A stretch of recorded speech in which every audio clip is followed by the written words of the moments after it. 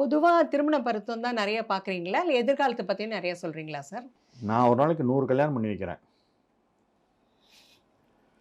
என்கிட்ட ஒரு 200 ஜாதகம் வரும் பெர் டே. அப்படியா? ஆ, வெறும் மேட்சிங். ஆ. மேட்சிங் மட்டுமே. ஆமா. ம். அதுதான் மெயின். ரொம்ப பெரிய விஷயம். அதுதான் மெயின் இல்லையா? அதுதான் ம். மெயின். ஆ. அதெல்லாம் நான் வந்து அந்த நட்சத்திரங்களெல்லாம் வந்து எந்த நட்சத்திரத்துக்கு எந்த நட்சத்திரம் பொருந்துங்கிறத பத்தி ஒரு புத்தகம் போட்டிருக்கேன். நட்சத்திரம் பொறுத்த வரைக்கும் இதுல ஃபர்ஸ்ட் பார்த்துடலாம். ம். அதுக்கப்புறம் வந்து கட்டத்துல தோஷம் இருக்காங்கிறத ஒரு ஜோசியர் தான் பார்த்து சொல்லணும். ஓ. நட்சத்திர பொருத்தங்கிறது 50% ஓகே. ஒரு பெண்ணுக்கு ஜாதகத்துல சில தோஷம் இருந்தா ஆணுக்கும் இருக்கணும். And vice Versa.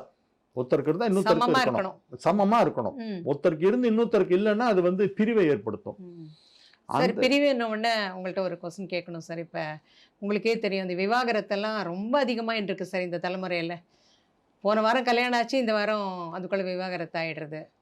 அதுக்கு என்ன சார் காரணம்னு நினைக்கிறீங்க? அது வந்து சொசைட்டில ஏற்பட்ட மாற்றங்கள். இன்னைக்கு எதிர்பார்ப்புகள் ரொம்ப ஜாஸ்தியா இருக்கு. ம். ரெண்டாவது இன்னைக்கு இந்த ஃபாரின் மோகம் பல குடும்பங்களை வந்து அப்படியே அழிக்கிறது. சீரழிச்சிட்டு இருக்கு. ஒரு பையன் வந்து நான் அமெரிக்காவுக்கு உன்னை கூட்டு போவேன் அப்படின்னு சொல்லி சொன்னானாம். அவன் கல்யாணம் பண்ணிக்கிட்டானாம். பார்த்தா அவங்க அமெரிக்கா கூட்டிகிட்டே போகலையாம். என்கிட்ட வந்து நான் டைவர்ஸ் பண்ண போகிறேன் அப்படின்னா. ஏம்மான்னு நான் அமெரிக்கா கூட்டு போகிறேன்னு சொல்லி ஏமாத்திட்டான். அவன் அமெரிக்காவுக்கு போகல, அதனால அவனை டைவர்ஸ் பண்ணுறேன்.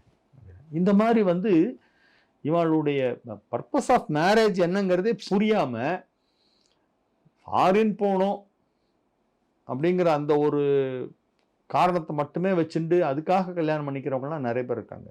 பழைய காலத்துலலாம் வந்து ஒரு ஜாதகத்தை பார்த்துட்டு இந்த குழந்தை பிறந்த உடனே ஜாதகம் கணிப்பாங்களாம். வீட்டுக்கு வந்து ஜாதகம் கணிச்சு கொடுப்பாங்களாம்.